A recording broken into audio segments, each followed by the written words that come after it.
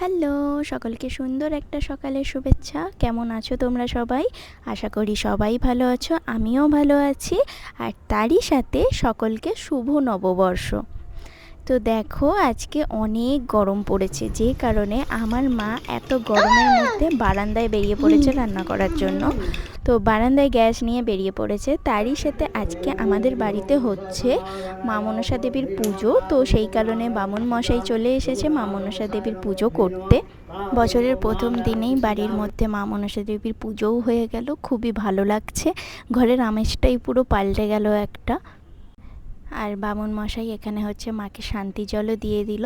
তারপর আমাকে বলছে তোদের বাড়ি একদিন ঘুরতে যাব। আমি বললাম ঠিক আছে। আর তোমাদেরকে তো বললাম আমার মা আজ থেকে বারান্দাতে রান্না করতে শুরু করে দিয়েছে, কারণ তোমরা তো জানো আমাদের একটা ঘরের মধ্যেই রান্নাঘর, একটা ঘরের মধ্যেই সব রান্না বান্না হয়। যেহেতু এখন আমার ছেলে অনেক ছোট, তো ওর অনেকটাই অসুবিধা হয়। আর দেখবে রান্না করলে ঘরটাও না অনেকটা গরম হয়ে যায়। আর দেখো, এত গরমে ছেলেকে নিয়েও আমি রাখতে পারছি না, কোলে কোলে ঘুরছে, একদম শুচ্ছে না, পাখার হাওয়া গায়েতেই লাগছে না। একটুখানির জন্য মাকে ধরতে দিয়ে বিছানাটা পরিষ্কার করে ফেললাম। আর দেখো বিছানাটা পরিষ্কার পরিচ্ছন্ন কত ভালো লাগছে। ছেলের বিছানাও রেডি, আমাদের বিছানাও রেডি। এরপর চলো দেখে নিই আজকে দুপুরে কী কী রান্না করলো মা। আজকে দেখো লাল শাক, না এটা নোটে শাক হয়েছে লঙ্কা দিয়ে, আর পটল আলুর তরকারি হয়েছে আজ যেহেতু নিরামিষ। আর জানো তো আমার সবথেকে প্রিয় একটা জিনিস হয়েছে, মাকে না দুদিন আগে খাবো বলে বলেছিলাম। এই দেখো পায়েস। তোমাদের কার কার প্রিয় জানিও তো। উফ, আজকের দিনে পায়েস খেতে কিন্তু ভালো।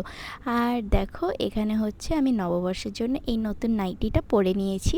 আর আজকে হচ্ছে অনেক শপিং করেছি, সব শপিং হচ্ছে আমার ছেলের জন্য। মাসকাবাড়ি তুলে নিয়েছি একেবারে। আর এই দেখো ওর জন্য ডেটল কিনে নিয়েছি, ওর জন্য পুরো মাসকাবাড়ির হাগিস তুলে নিয়েছি।